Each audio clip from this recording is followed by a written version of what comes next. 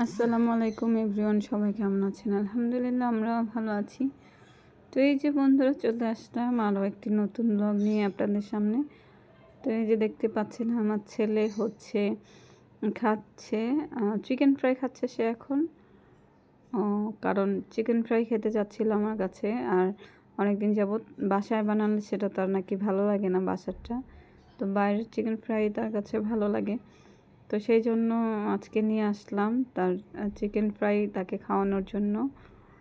তো সে রাস্তার পাশে বসে গরম গরম চিকেন ফ্রাইটা খেতে খুবই পছন্দ করে।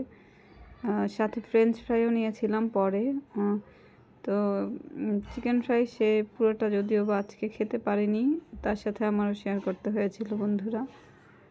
তো মাঝে মাঝে সে এরকম বাইরের খাবার খেতে পছন্দ করে, যদিও বা বাচ্চাদের বাইরের খাবার দেওয়া একদমই ঠিক না, কিন্তু তারপরেও বাধ্য হয়ে দিতে হয়।